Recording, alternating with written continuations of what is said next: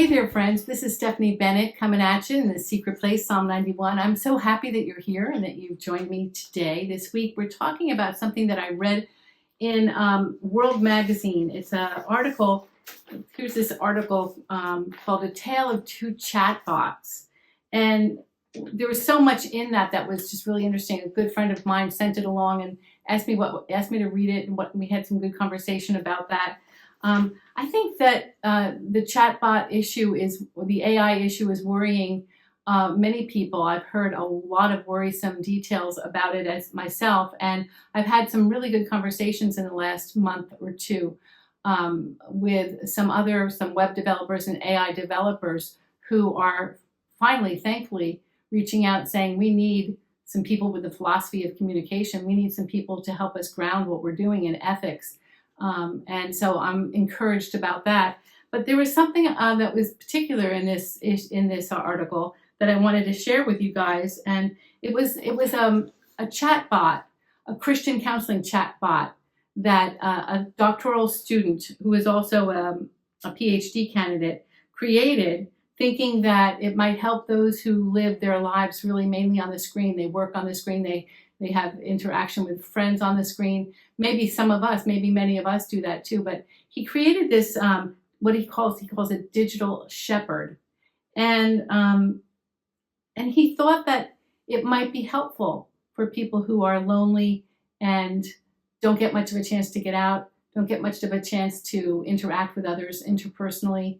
And what he found, let me tell you what he found about it in a minute. But I would just love to hear what you think about that. If you think that it would be valid and a helpful tool for that kind of person who just lives, and more of us are doing that, kind of lives your life on the screen and through screens, mediated by screens. What do you think about that? Do you think it's valid? Do you think it's important? When his research showed, he sent it out to so many people that were using it and got a lot of feedback. And he found that the people who were using it, this Christian counselor, digital shepherd, actually became more lonely than when they started. They felt that loneliness deeper in dealing with the machine. But there were also quite a few other factors that played into this. I was thinking that, I'll tell you what, let me just read you this little paragraph from it.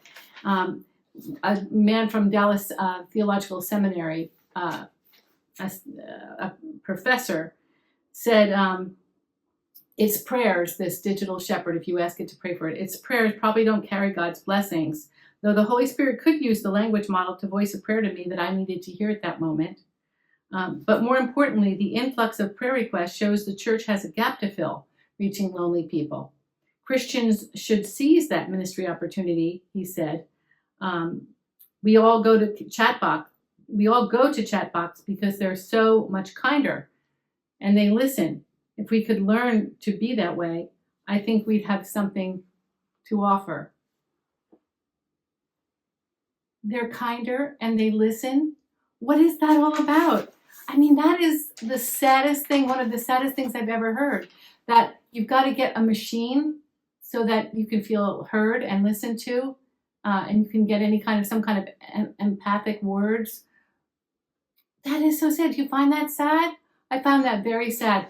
But there is that other side of the argument where, and I've heard it again and again, I've heard it with we can have, I remember back in the 90s when there were online prayer groups, online discussion groups set aside for prayer, or especially for prayer, and you could just send your prayer requests in, and or there were websites you could send your tithe or your offering into the website of the church, or you could download a sermon. That still is happening. You could download the sermon. You could listen to the worship music or the choir, and the arguments were, well, there's a lot of people who are housebound, homebound, or they don't want to come out, and you can reach them through their screen, through the website. This is going back 20 years, even 25 years.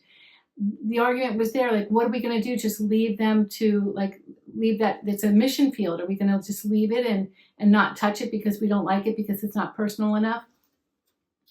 I understand that argument. Go where the people are, go where they're needed. But really, the history has shown historically, in the last 50 years, that has not happened.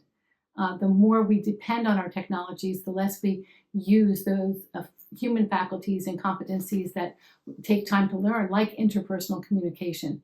So I wonder what you think about that. I know when we talk about listening in my classes, listening, the skill of listening is the absolute core foundation of interpersonal communication. And we've talked about that many times here in The Secret Place, right? But why don't we take it seriously?